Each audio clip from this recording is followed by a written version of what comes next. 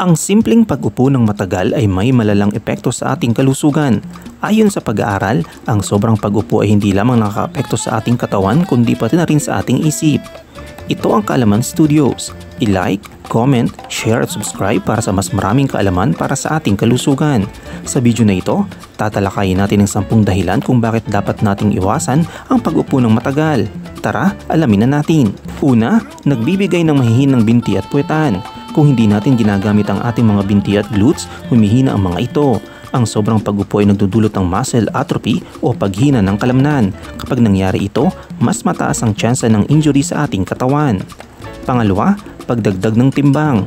Kapag kulang tayo sa galaw, bumababa ang pag-release ng mga molecules na tumutulong magproseso ng taba at asukal sa katawan. Kaya naman, ang sobrang pag-upo ay nagdudulot ng weight gain, lalo na sa tiyan na delikado para sa ating kalusugan. Pangatlo, paninikip ng balakang at pananakit ng likod. Ang sobrang pag-upo ay nagiging sanhi ng paninikip ng balakang at pananakit ng likod.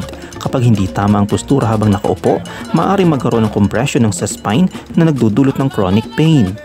Pang-apat, pagtaas ng anxiety at depression. Ang kakulangan ng paggalaw ay maaaring magdulot ng mas mataas na risk ng anxiety at depression. Ang mental health benefits ng physical activity ay nawawala kapag buong araw tayong nakaupo. Pang-lima, mas mataas na panganib sa cancer. May mga pag-aaral na nagsasabing ang sobrang pag-upo ay maaaring magpataas ng risk ng lung, uterine at colon cancer. Bagamat hindi pa malinaw ang dahilan, ito isang bagay na dapat nating iwasan. Pang-anim, panganib sa puso. Ang pag-upo ng matagal ay maaaring makasira sa ating puso. Ayon sa mga eksperto, mas mataas ng 147% ang risk ng heart attack o stroke para sa mga taong sobrang nauupo. Pang-pito, panganib sa diabetes. Ang kakulangan sa galaw ay maaaring magdulot ng insulin resistance na nauugnay sa diabetes. Ayon sa mga pag-aaral, kahit 5 araw lang ng sobrang pag-upo, tumataas ng risk ng sakit na ito. Pang-walo, varicose veins. Ang sobrang pag-upo ay maaaring magdulot ng pag-ipo ng dugo sa mga binti na nagreresulta ng varicose veins o spider veins. Bagamat hindi ito delikado sa karamihan, maaari itong magdulot ng discomfort o komplikasyon tulad ng blood clots. Pang-siyam, deep vein thrombosis. Ang DVT ay isang seryosong kondisyon na dulot ng blood clot sa mga ugat sa binti. Kapag naputol ang clot na ito, maaari magdulot ito ng pulmonary embolism na delikado sa buhay. At pang-sampo, paninigas ng balikat at leeg.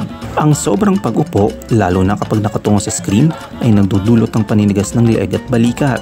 Kaya mahalagang magkaroon ng tamang postura at iwasang tumutok ng matagal sa gadget. Ang tanong, ano nga ba ang solusyon? Maglaan ng oras para tumayo, maglakad o mag-stretch kahit ilang minuto kada oras.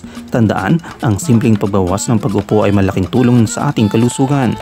Kung nagustuhan mong video na to, huwag kalimutang mag-like, subscribe at comment kung ano pa ang mga tips niyo laban sa sobrang pag-upo.